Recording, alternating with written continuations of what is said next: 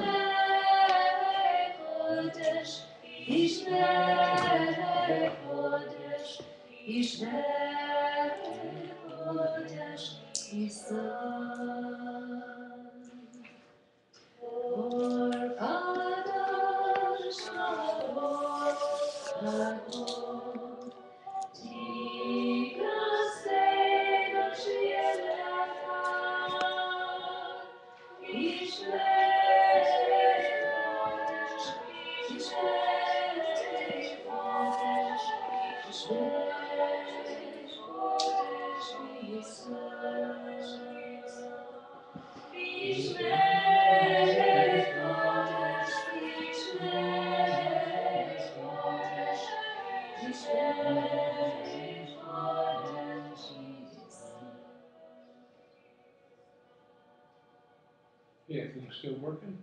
It is. Sometimes. So, Linda Hirschhorn's Vocaloid, it's a It's been group that website. was very popular and does lovely kind of harmony. And this is Marsha, and it was put into Marsha Falk's book, New Light and then Ancient Light, and sort of like a more literal translation of it. And may my soul go towards you in the sky of the month of Nisan. I'm assuming with your book you were standing by the river blessing the water and fell in. It did have a little problem there, didn't it? So another artistic rendering of many Jewish Hagim, holidays, life cycle events. What can you see in it? Shabbat candles. Shabbat candles, Havdalah, shofar, Havdalah candle, Talit, Torah, totes. What'd you say? Torah. Torah. Okay, here's a Torah. What's here? Megillah. Megillah. How do we know that it's a Megillah and not a Torah? Because it's rolled. It's what? It's rolled up. It's, okay, so we have a Torah scroll here and then we have a Megillah here. What's the difference? How would we know? It's still a scroll. No, it's one-sided as opposed to. It's one side as opposed to two-sided. Ah. Good. It should be one. Yeah, the Megillah. A dreidel. Okay. So we've got dreidels, Hanukkah. Chanukia, and actually here, can you see what's behind here? Ten Commandments. Oh, I good. think it's wine bottle in the middle, but it might be shofar. What is it? It might be wine bottle in the middle or shofar up. Here? And then, no, up. Here's the shofar. This looks like a hot dollar candle. If No, you kind of up, up a little bit here. Although this red part. That looks like a flame. That looks like fire. Kind of like a flame, yeah. Could be coming from maybe the Shamash, or the Ten Commandments are behind it. But yeah, there's certainly one of the central pieces here is kind of the flame. Is that an olive in the upper right? Looks like it, yeah. Kind of sort of free formed. Yeah. Oh. All right, so why do we use these Babylonian Persian names? If you look on your sheet, could somebody just read off? You went funny stone. Yeah.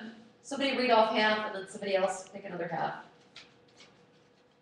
You have it right. mean the months? Yeah, the months. Oh, I'll do it. Okay, March, April, May, June. Good, nice. Let's you can read. Nisan, Iyar, Sivan, Tammuz, Av, Elul. Okay, through Elul and then the rest. Tishrei, Heshvan, Kislev, Tevet, Shvat, Adar, Aleph, and Adar. Okay, Tov. So this is at least what the Rambam says. These Babylonian Persian names. When we returned from Babylonia, it was a reminder that we had been there and that it was from there that Hashem took us out. So that's kind of his thought on why we have these Babylonian Persian names. He quotes from Yirmiyahu, by the life of Hashem who raised up and brought the people of Israel from the northern land. Chapter 16, verses 14 and 15. So here we are in Rosh Chodesh Nisan, and it says, God said to Moses and Aaron, the land of Egypt, this month shall be for you the beginning of the months. It shall be for you the first of months of the year. So we just talked about how Rosh Hashanah was the first. But we Wait a have- second. Nisan is the first. But we have numerous Rosh Hashanahs also. Exactly true. So kind of like how we have a beginning of the year, we think about it as the beginning of the school year is always September. It's not January. But for us, the tax year starts in what? Is it July or something? It depends. Goes through a year. So we all have cycles. In particular, we have Rosh Chodesh Nisan, and at least according to the book of Exodus, tells us it's the beginning. So it has three names: Rosh Chodeshim, or HaChodesh HaRishon, head of the months. It was the first month, the month of redemption, when we left slavery in Egypt. Somebody want to read? Slaves built. You're doing fine. Slaves built treasure cities, Putnam and Ramses, Shemot, built pyramids, tombs of the pharaohs. Okay, and so how do we know from Torah that actually the Hebrew slaves built the tombs of the pharaohs? At least according to some, there is this theory. I've never read it. Torah hints at this verse. Yeah, it hints, but it doesn't necessarily say. Okay, so much of Torah is hinting as opposed to saying, right? So Torah hints at this verse. Do you want to keep going there?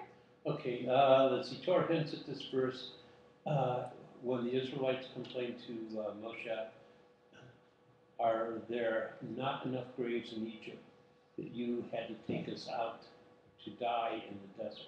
Okay, so this is where we derive this theory that we were building tombs for the pharaohs.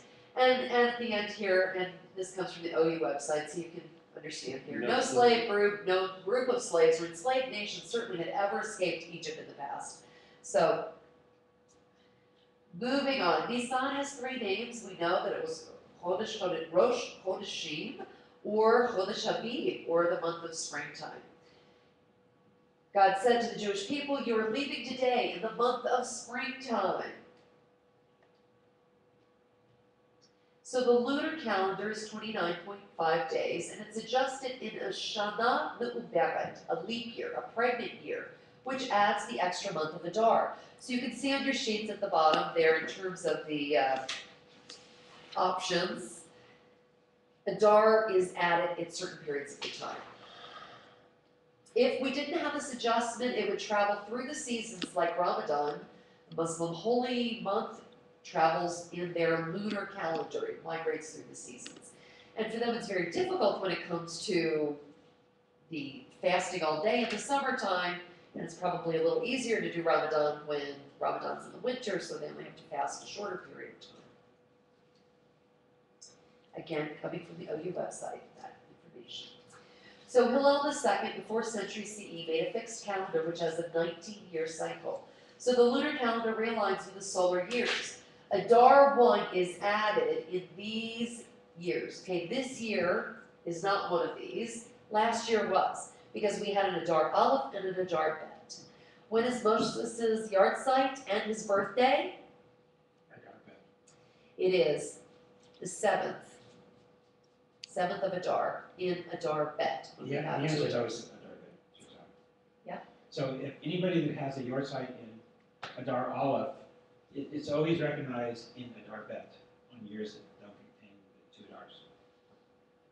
So Well, I and thank you, figured but, that out. and his birthday apparently was an Adar Bet as well. Yeah. Because he died on his same, lived a full life, 120 years. He was born and died on the same day, at least according to our legends. I need a clarification. You mean if somebody, okay, I understand if somebody is born in this Shana Me'uberet, which is a leap year, yeah, then on Adar Bet, okay. Is when it would be celebrated. For when the did yard site, I don't know about the birth though.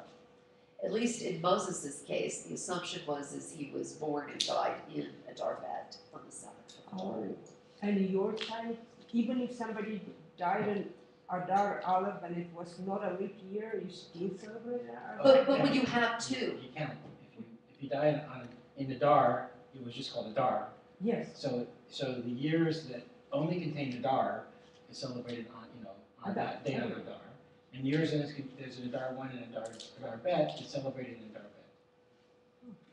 So I had to figure all that out. I had to write code to figure all that out for interesting. my yahrzeit wall. In the shul where you guys were? Yeah. So I built this. Yeah, I didn't tell you about my yahrzeit wall. So I have I this. missed the art side wall I have this discussion. huge automation. It's a big wall. It takes up an entire wall of the synagogue, and it's glass. It's half-inch thick glass that's 10 feet tall and 19 feet wide. Wow. And behind it are 3,000 LEDs, and the names are etched in the glass. And the LEDs illuminate, during the time when we observe their yahrzeit, which is from 18 minutes before Shabbat on the week containing their yahrzeit through the end of Shabbat, okay? And on Yizkor, during Yizkor time, on the times we observe Yizkor, is programmed by the rabbi when he wants to start the Yizkor service. So the moment he starts the Yizkor service, the automation automatically lights up all the lights. Wow, And very then, cool. and then at the end of that Yizkor service, it reverts back to the yahrzeit Regular. regular, because even during the Yizkor ceremony, there could be a dozen or so lights that were normally lit because of Yizkor. So yeah, so I wrote all the software. I actually built it all. That's impressive. I built a microprocessor based yahrzeit. Okay, can you get us a picture since Gail's down there? Just get her to go I take a have picture. great pictures. Okay, we're ready. Do you have them in your phone? I have them in my phone. We want to see. You can forward Do you it. guys want to see Why this? don't I? Oh, you forward it to our email so we Why can don't see it I, on the screen. Yeah, why don't I set up a presentation for next week on my? That's great. That's so great. You have a. Yeah, sure, right here. You can figure out how to. Okay. Flash drive it, whatever. Yeah. Yeah. Good, that'd be great. What an awesome thing. We'd love to learn You about should this. be able to connect it to her I just- projector. I don't have my cable in my pocket. My iPad to a VGA. I don't adapter, have it but either. I have one, Mhm. so I just have to bring it. Okay. Okay, so here's how it's done, if one really needs to know. So you've got the half steps, sharps or flats, however you wanna look at it, then without, then with, and this is how it got figured out. Very fascinating. 3rd, 6th, 8th, 11th, 14th, 17th, and 19th years. Do you sort of see how that's working? So this is when a door 1 is added, and this is, it's going along this scale here, obviously with piano keys. You Yes, can figure it out. it's a weird cycle because it's 3, 3, 2. Right, right. Yeah, 3, It's 3, not 3, the 2, yeah. most intuitive of how you get to adjusting a lunar calendar to realign with the solar calendar, so. But I never heard that it's inside these keys on the piano. Yes, I That's mean, an easy way to remember. exactly. Okay, and so, before we move on, if everyone could just kind of look out the window and notice the blossoms on the apricot tree, which is in the right-hand corner. Did you see them already? Okay, good. Tov. So Nisan has 3 names. The 3rd Nisan is similar to the word Ivrit, Nitzan, or Nitzah, or blossom. So we have our bracha. Baruch atah Adonai, Eloheinu melech haolam, shelo chesed ba'olamo kulum, uvarav bo briot tovot ve'ilanot tovot lehanot bahem b'nei adam. Blessed are you, Lord our God, ruler of the universe, who has made nothing lacking in God's world and created it with goodly creatures and goodly trees to give mankind pleasure. So I remember doing this last year here, where we looked and we saw that there was a blossom. So when the month of Nisan starts, and if you haven't said it before, anticipating that you might not have, since Saturday, that when you see fruit trees blossom, this is the bracha, this is the blessing. So you should look for South, like Southern California, who's lines up with Israel as far as climate and. There would be more buds or blossoms? Absolutely. Could be. Okay, so just briefly from last week's Torah portion, I don't know if you all knew this, but in the Aleph in Vayikra, which was our last week's Torah portion, the Aleph is small, right? In the actual Torah scroll, the Aleph is tiny. So it hints to Moses' humility. In contrast to the Aleph in Adam's name, in the first word in Chronicles, in our book of Chronicles, last book of our Bible, hinting to Adam's self-esteem as the top of God's creation. So it's good to see one's positive qualities, but Adam allowed his self-esteem to degenerate into conceit, and this caused his downfall, at least according to some. So Moses fixed Adam's mistake. He recognized his greatness, but he stayed humble. Moses said, I can't take any credit for all my gifts since they're all God-given. All of these gifts, whatever they are, they came from God, not from me. Anybody else who had been in my shoes would have been the same way. That's what he stood for. He understood his true humility and needs seeing virtue in other people. So we're all spiritual heirs of Adam and Moses. When we feel inadequate, we remember that we're Adams with the big Aleph. When thoughts of who am I deter us, we remember we're formed by God's own hands. And we also remember that we're Moses's and have to make sure that we don't develop conceit. So we have a tiny Aleph in Vayikra and a large Aleph in the name Adam in the book of Chronicles. Both of these are part of our tradition. So if we remember the small Aleph, we'll merit to be called by God. Remembering this provides us with strength to answer God's call, drawing ourselves and the world closer to God. This is the essence of the sacrifices whose laws are introduced in Vayikra by the lesson of the small Aleph. So that came from Kahot. There's the references. And so that's it. All right, moving on to, we've got such great stuff in our Passover things that we were looking at. And I apologize, I actually had an additional piece that I was going to talk about. Don't know that we have time to talk about it because I'd like to make sure that we get through a lot of our tractate on Passover. Do you need a book? Thank you. So we're on page 146. You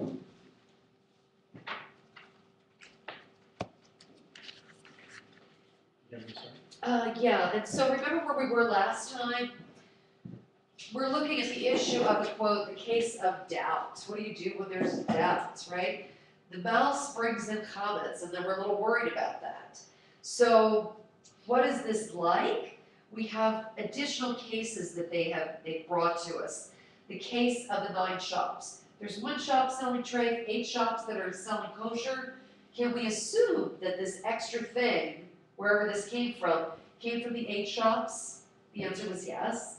What about something that fell into either non-priests or priests' stuff? We're not sure. Did it fall into the correct one? The answer was yeah, we can think that also. So what about when there's 2 paths? One path is not, quote, kosher or tameh. One path is pure or tahor. Can we assume that, somebody walked through this path and he wasn't sure which he walked through? Did I walk through, wait a second, was it close to the grave or wasn't it close to the grave? What do I have to, think about here? We can assume that if he was walking, that he walked on the pure path, but if he was touching, touched something, then it was not pure. Okay, so those are some of the constellation of similar cases to this one, which is our question mark. Do we worry about what a mouse brought in? And why is it so important about chametz?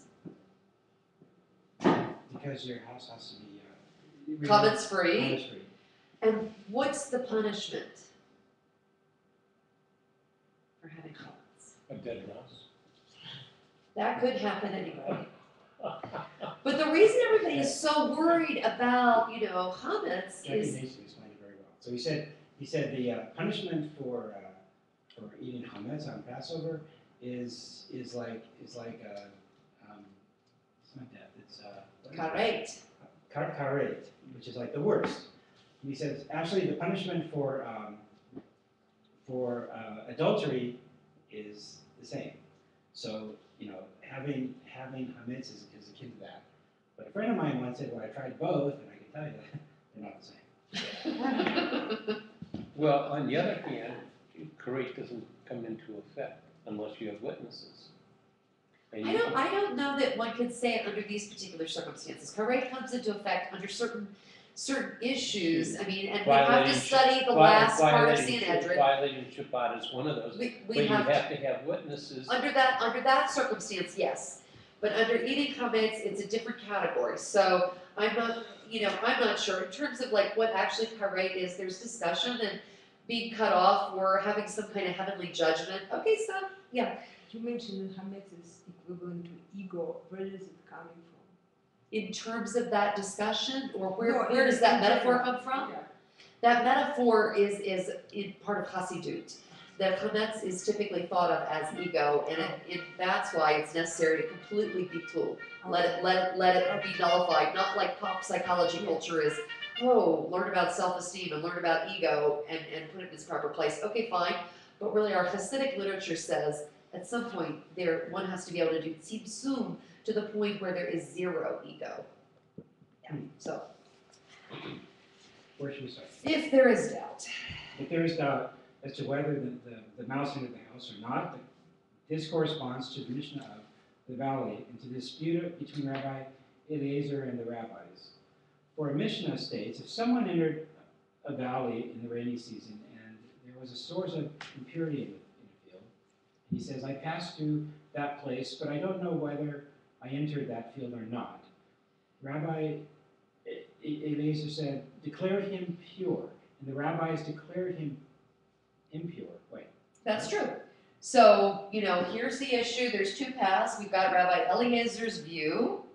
Says, The Rabbi Eliezer held that if there is doubt as to whether someone entered an impure place, he remains pure. Whereas if there is any doubt as to whether he touched the source of impurity, he is impure. okay, so, and this is also coming from, in addition to what we read here in Pesachim, this comes from another piece of Talmud in Tohorot. So it's actually like Mishnah in Toharot as to what do we do about this situation. So it would appear, at least from this, that Rabbi Eliezer trumps the rabbis, quote. But there's discussion, there's argument, right? Discussion, argument. If the mouse entered the house and the man searched and found nothing, this corresponds to the dispute between Rabbi Meir and the rabbis. For in Mishnah states, Rabbi Meir used to say that whenever there is a presumption of impurity, the state of impurity remains until there is definite information as to whether the source of impurity has gone. But the rabbis say, search until you reach rock or virgin soil. If the mouse entered the house and the man searched and found the chametz, this corresponds to the dispute between Rabbi and Rabban Simeon ben Gamliel. For a variety states, if a grave was lost within a field and someone enters the field, he is impure. If a grave is located within the field, the person who entered the field is pure, because I may assume that the grave that was lost is the one that has been found. That is the opinion of Rabbi, but Rabban Simeon ben Gamliel says, the whole field must be searched in case this was not the same grave, and there is more than one. Okay, so this is the opinion of Rabbi, which is Rabbi Judah, the prince, and his father, Rabban Shimon ben Gamliel. So they're disagreeing about the situation. In the case of doubt, what do you do? But all of this, I mean, know that all of this relates back to the situation. They're trying to figure out what do we do about the mouse and chametz. So, If he left 9 bundles of chametz and came back and found 10, this corresponds to the dispute between Rabbi and the other rabbis. For a variety states, if he left 100 zuz of second tithe money and came back and found 200, he must assume that that unconsecrated money and second tithe money are mixed together. This is the opinion of Rabbi, but the other rabbi said the first money has been taken and the 200 are all unconsecrated money. so the question is you have like so much in a place, and you come back and there's more. What do you do? Grab it and go to the casino. Grab it and go to the casinos. Okay, well, they're going to be really worried about the situation of what is it consecrated or unconsecrated, and what do you have to do? Do you have to tithe from this newly found money or not tithe from the newly found money? So similar questions.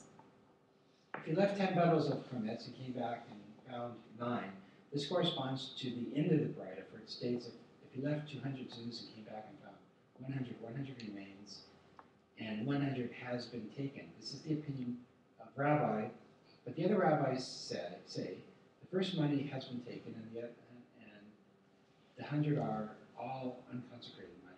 Okay, back to what I said. So if you go in and you find this 200 zuz, Yes. and you ran to the casino, and you put it in a slot machine, and 600 more zuz came falling out of the slot machine. Uh-huh. Do you tithe? How do you figure out what you tithe? It's the same issue. It's the same Of issue course. whether you had 200 or 600, because now you have more. Do we assume, we know that what's coming out of the casino would not have been tithed, right? Because you're just obtaining that money. So the extra 400 hasn't been tithed. We know that. The question is still about the extra 100 that appeared. Was it tithed or wasn't it tithed? But really, truly, Talmud does a great job of arguing. Talmud often doesn't come to an official conclusion. Yes, So that's the best part of Talmud. that's all true. And I think we're kind of learning how you bring other examples to sort of ferret out the answer to the first question that you had. So do you want to keep going? If he left chametz in one corner and came back and found it in another, this corresponds to the dispute between Rabban Simeon ben Gamliel and the other rabbis. For a variety states, if someone lost a spade in a house and the house is impure, for I must assume that an impure person entered, rendering the contents of the house impure, and took it. Rabban Simeon ben Gamliel says, the house is pure, for I may assume that the owner lent the spade to someone else and forgot about it, or that he himself took it from one corner and placed it in the other and forgot he had done it. Okay, so similar kind of question, right? So, What do we do about, you know, you come back and your tool is gone. You know exactly where you left it. Somebody come in and steal it? No, you round up your kids. You threaten to beat them until they give it back. Maybe that too. Maybe that too. but I think so. So the son the father is taking the more lenient direction. Uh-huh. Okay, Rabban Ben Gamliel Is the father. is the father. So he's taking the more lenient direction that no, it was probably moved. The house is still here. Right. And- Exactly. And Rabbi takes the more strict interpretation with, well, we don't know, so it must be impure. Right. Okay, but So that's how we resolve cases of doubt. There's two options, right? We can either assume that the worst has happened, or maybe the best has happened. but are you responsible? Rabbis keep adding stringencies from Chumrah generation upon to chumrah. generation That's very in true. a way. Oh, that's But you interesting know too. Yeah. Well, it's very interesting in terms of like our Passover workshop. I'm sort of like dancing around getting information ready to present next Saturday night. And of our species that we say that we can't eat, there's at least 3 that were not in ancient Israel.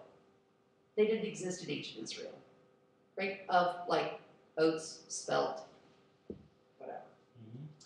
So So how why- could there be a Torah prohibition if those didn't exist Mhm. at the time in ancient Israel? Because the issue was wheat. So yeah, it's chumrah upon chumrah over generations and centuries. And especially now because chumrot are not only anticipated but required, expected, and part of not only Orthodox culture but perception in terms of where they feel that where we need to go. That's the mindset. As But at kind the of a same- backlash against, But- reform and whatnot. So But no, it's not true that it's only reform or conservative that question this kind of humrod. Within Orthodoxy, there were like Herschel, he was Orthodox rabbi, and the Sure. most influential and highly educated rabbis were against this movement to higher and higher humrod because they said that it takes out the joy out of Exactly. Judaism. So it's conservative reform that we are just fallen Jews anyhow, no matter what. But even within in the some people's Orthodoxy, perceptions, Yeah. only in certain Yeah. people's perceptions. but in Orthodoxy, there are people also who think Absolutely. that who changed the options that were available, like at the time of Moses, and then at the time after the fall of temple, and at current time. And they said that it has to be developing. We cannot just be stuck. It's in not some- static in one static in particular. one- Right. Yeah. Which is why in the last OU, what's it called, Jewish Outlook magazine or something like that, the last Orthodox magazine in the spring when they came out, has an entire discussion about how is it important to celebrate Shabbos in a joyful Levitic kind of way, or is it more important, although it doesn't couch it exactly in those language, but really the focus on having the joy instead of, yeah, it's important and halachot lend its flavor that's important to maintain, but even more so, the oneg, the joy is important. So yeah, and really when we're looking at Talmud, why the study of Talmud is so important is because it creates the ability in our mind to understand where they were 2,000 years ago or 1,500 years ago. That they were looking at yes and no and maybe, and here's these other examples. Instead of a monolithic, there's only one way. Yes, even within Orthodoxy, we have Harabah Suskin, who is on Facebook, who is one of the recent additions with her Orthodox smicha to the role of Rabbah as opposed to rabbi. But yeah. What were the 3 items that didn't exist? You said oats, Spelt. I think rye is the third one.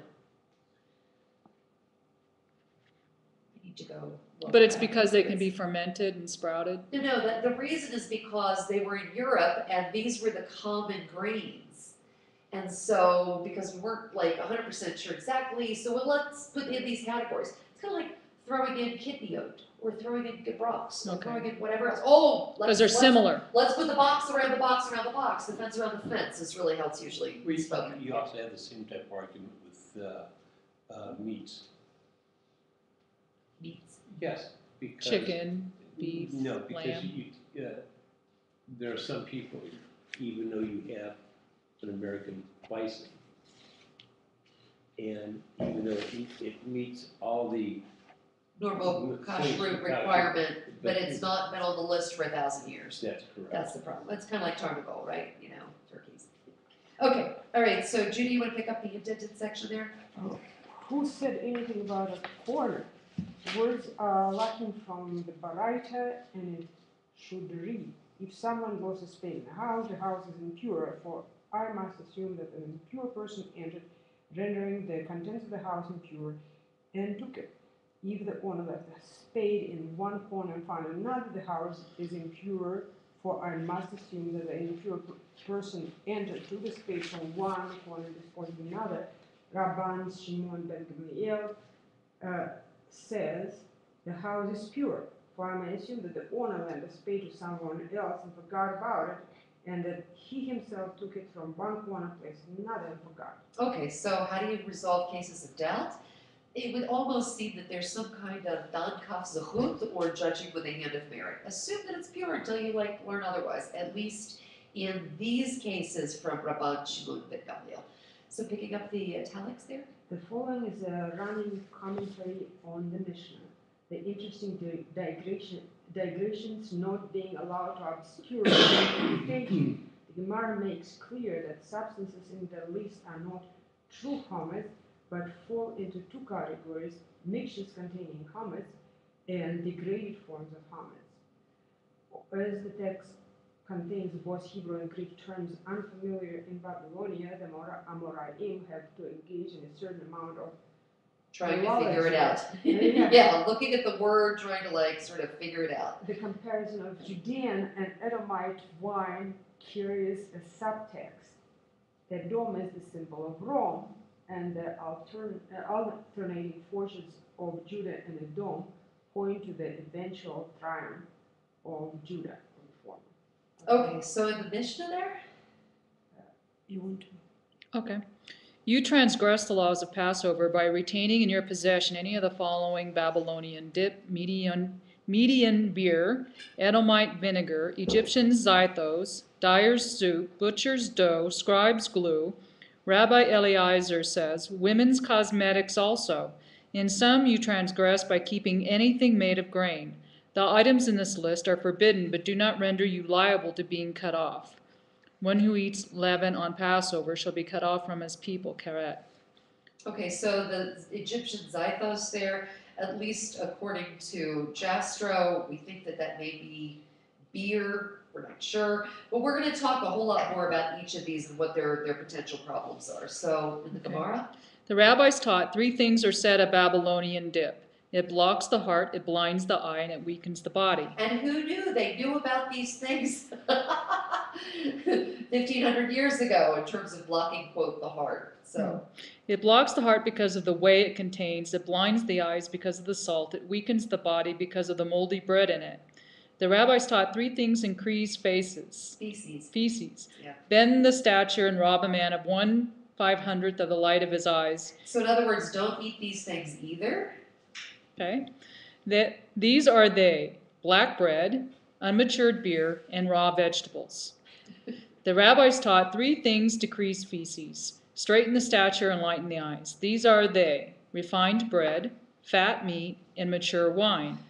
Refined bread made from fine flour, fat meat from a goat that has not yet given birth, and mature wine 3 years old. Okay, so here's our running commentary on how you can avoid lipitor, right? At least in their eyes, their mind. No, We have to remember, I understand that completely, that's completely opposite, yes. The issue here is, Wrong thing. It's a good thing the stockholder of Pfizer didn't know this. oh, okay, right, yes. We could have just given people food instead of providing them with a pill. So in terms of the thought process, fat meat and mature wine they were expensive. I mean, throughout Talmud, we have this image of people using scraps of cloth to create wicks. These people were not rich people, and fattened meat or mature wine was surely something that was very expensive. And if they had it, it was on a very rare circumstance, at a wedding, whatever. So, and I can remember in parts of our Talmud we were reading, how do we know when a son's rebellious, when he eats these certain things, et cetera, et cetera. So even though these things may be healthy, in their mind, it's because they were eating so very little of them in their lifetime. In one of the recent kind of YouTubes on Hunger for Change or something.org, which has a new movie out about how we should eat certain ways and this and that, somebody brings in a wheelbarrow full of sugar cubes and said, this is how much sugar our kids eat in the form of milk in elementary school, and dumps it in. So, Each child? yes, A wheelbarrow full? that Is is this a correct. huge sugar added into milk? Which I don't really understand, I but I'm don't- assuming it must be they're eating chocolate milk. I mean, that obviously Yes, is, probably. right. Chocolate And even milk. vanilla, like, you know, is a flavoring which often contains. So I don't know that regular milk has sugar in it, but, you know, I haven't looked that up since.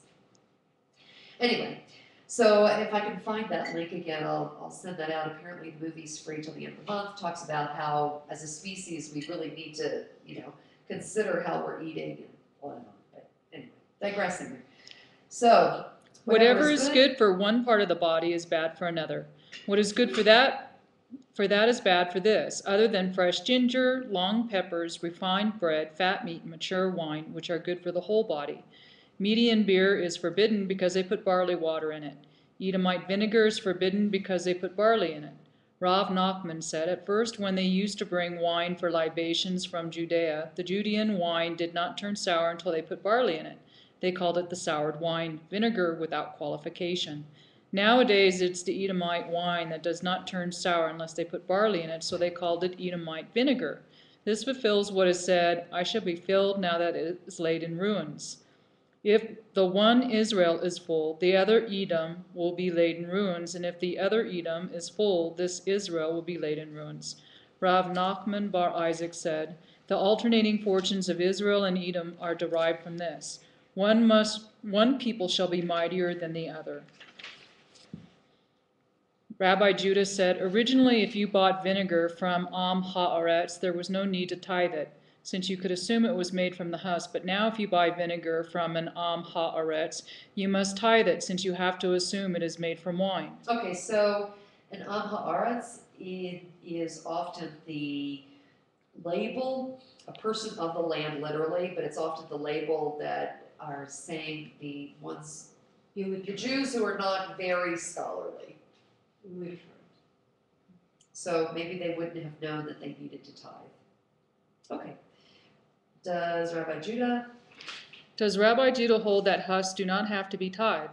Surely a Mishnah says, if someone soaks husks in a measure of water and finds the full measure of water there, he is exempt from tithes, but Rabbi Judah says he must tithe.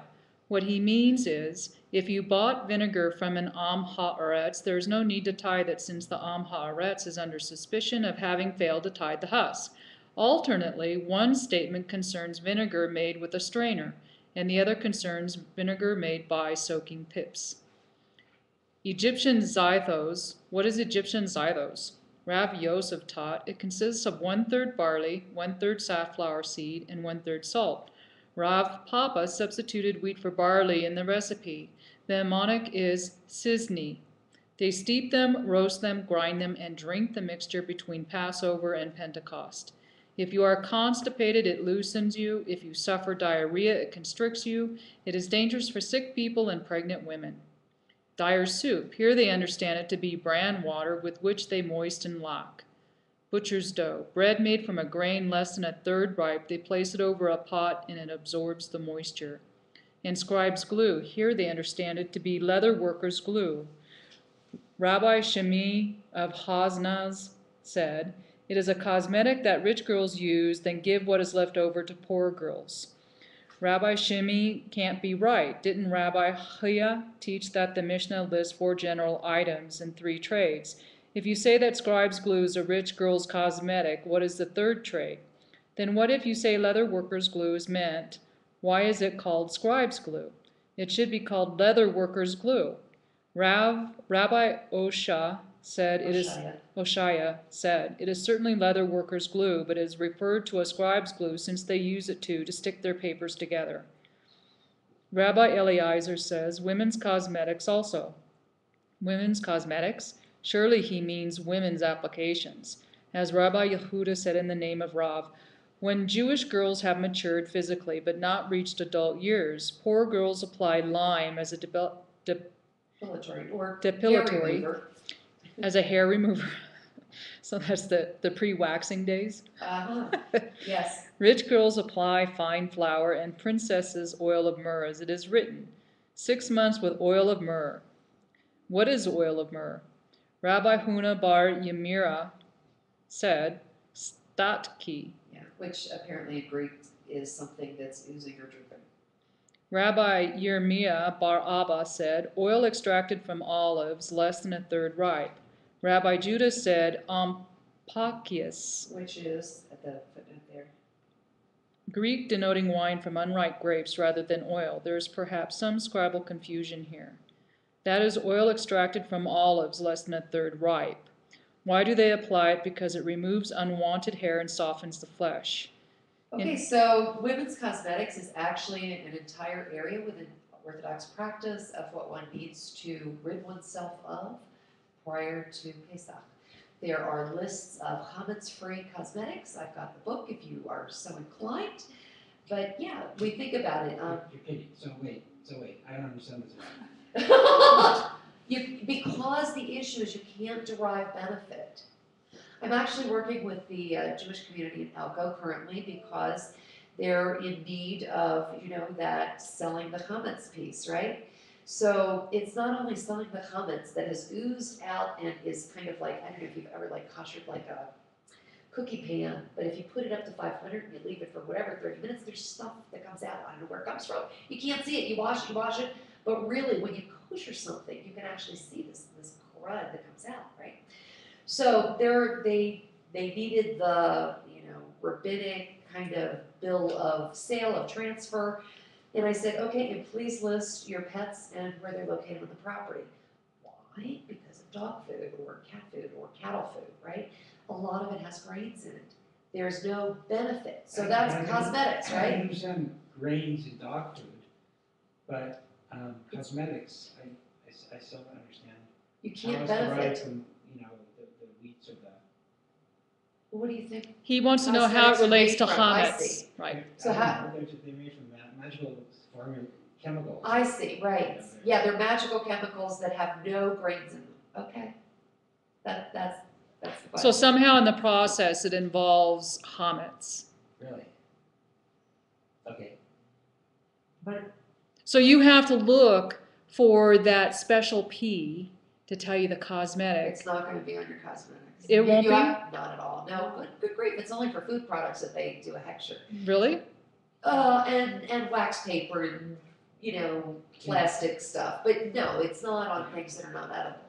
So the mashgiach is not like. Isn't that debatable in today's society where the skin is eats whatever you put on it, so it's Actually, no, subject to not interpretation? from a halachic standpoint. The problem is comments. It would be, quote, permissible if somebody put pig, because you can benefit from pig, right? You can put it on your face, you could You have a can? heart valve. Absolutely, not a problem. It's not eating. You're not eating.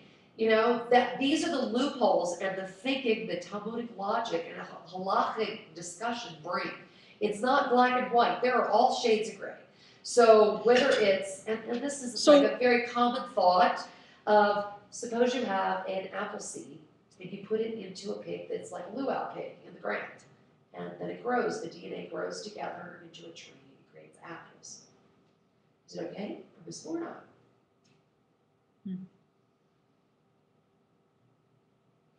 Alan's really thinking here, I can see that. Yes. Okay, why? Because it's not really DNA that gets combined when things grow.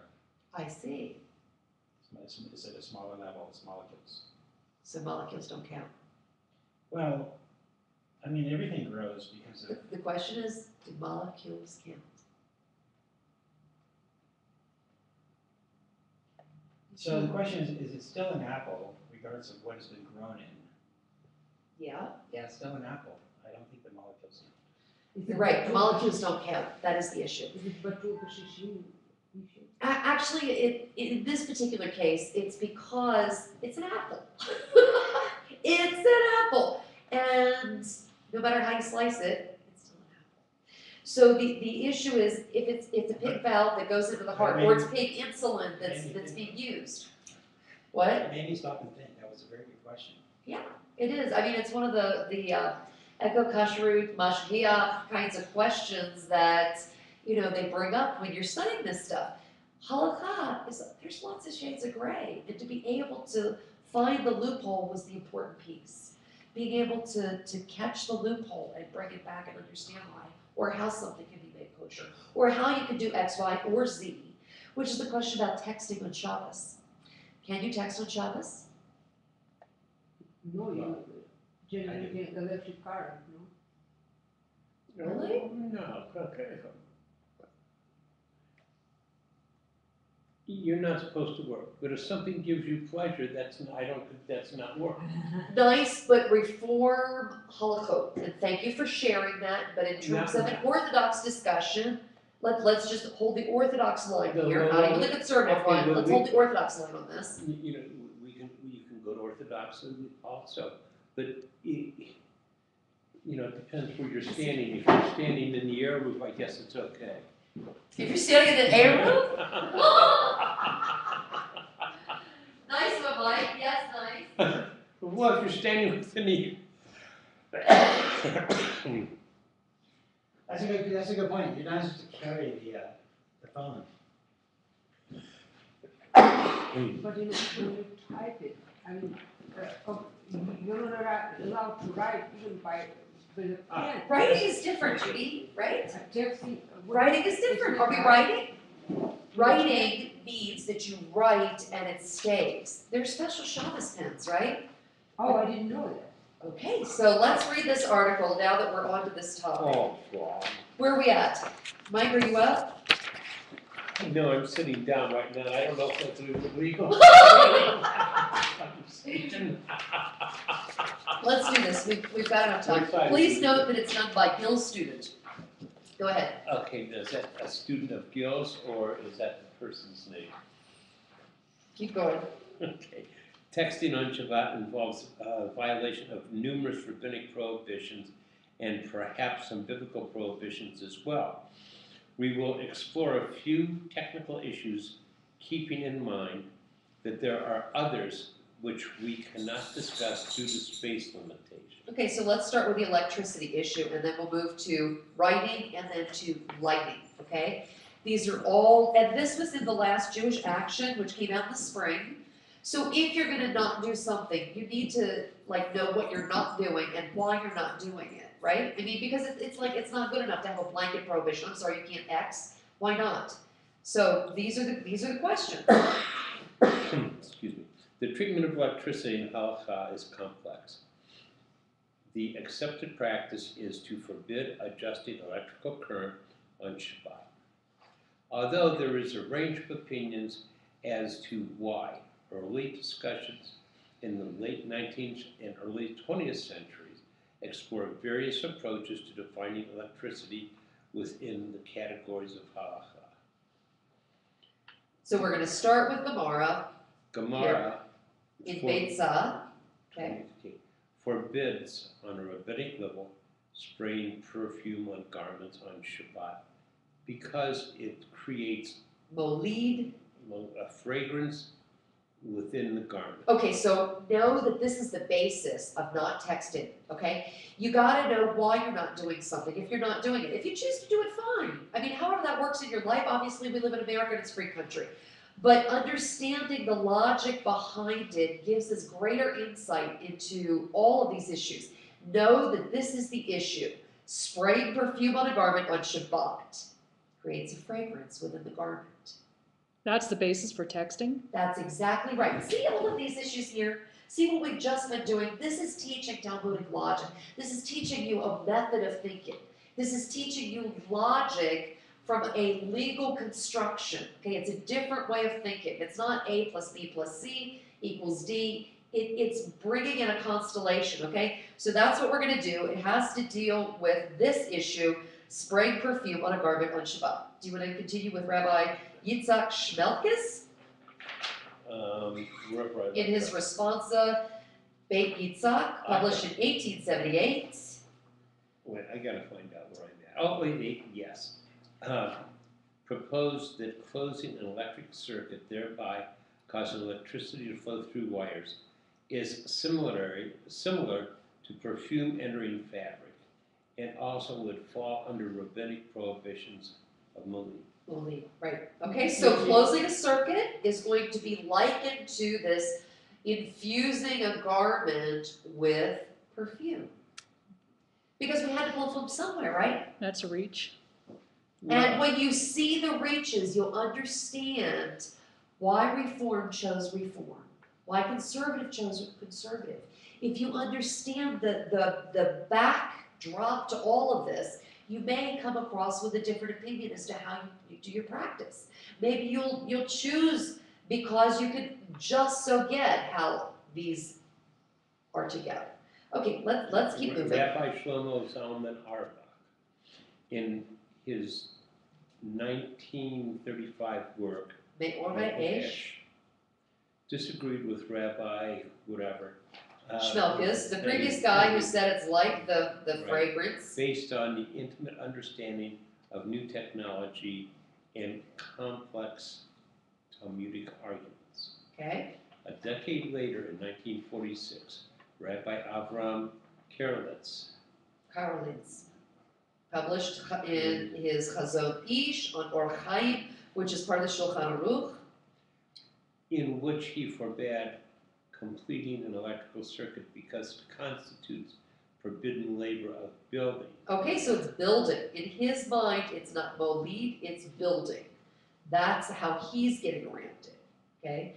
But know that, we do read that it was, quote, complex Talmudic arguments, right? Please note. The consensus today seems to follow Rabbi Yosef Eliyahu Hankins. Hankins, Middle approach found in his 1945 work, Edut Druth Yisrael. Unless there is extenuating circumstances, we follow the strict view which completely forbids the closing of electrical circuits. When there are extenuating circumstances, we take care to account the lenient view. Therefore, unless we are discussing a doctor or a soldier using a cell phone or e-reader on Shabbat for his virtual work. Vital work, thank you. For some similar mitigating circumstances, we cannot permit Electronic Electronic use. use. Okay, so know that there are strict views, and that this comes from an Orthodox, publication that is currently out, just out. So it's not like it's always been Sinai that you can't write or that you can't text, right? We had to really think about it. We had to think of how we get there, because you have to have the ability to have the discussion. It's not like, your parent says, you can't do X, right? It's not like that. We have to have the capability to impart logical understanding and draw the thread through, if that's what we choose to do.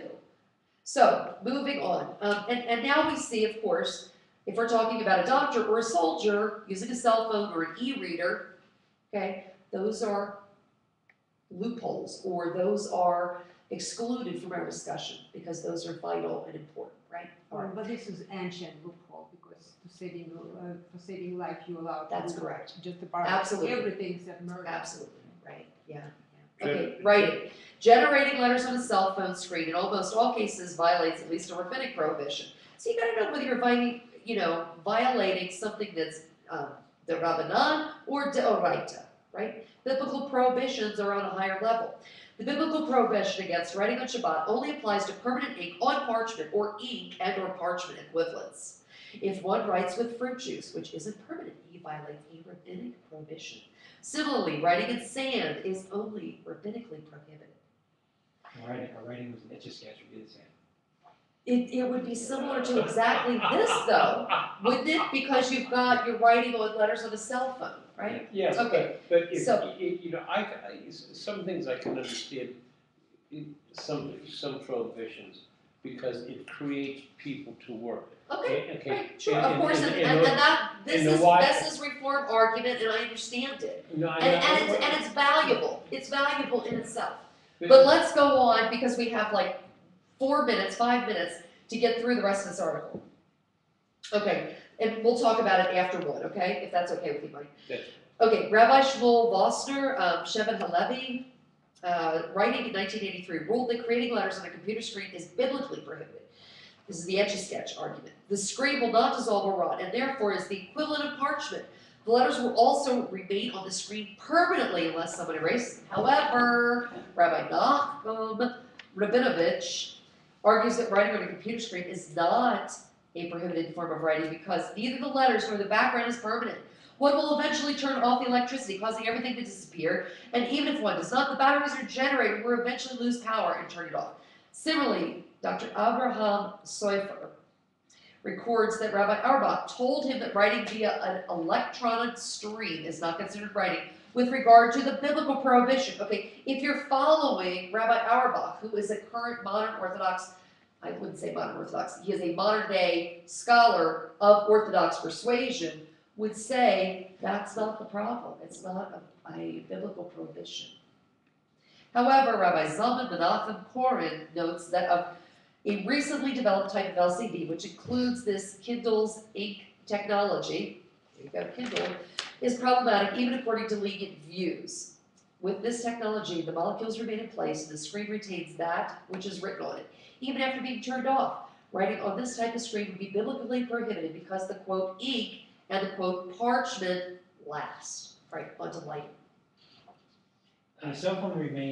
Cell phone screens present an additional issue. As previously mentioned, spraying perfume in a garment is forbidden on Shabbat because it creates molid, a fragrance within the garment.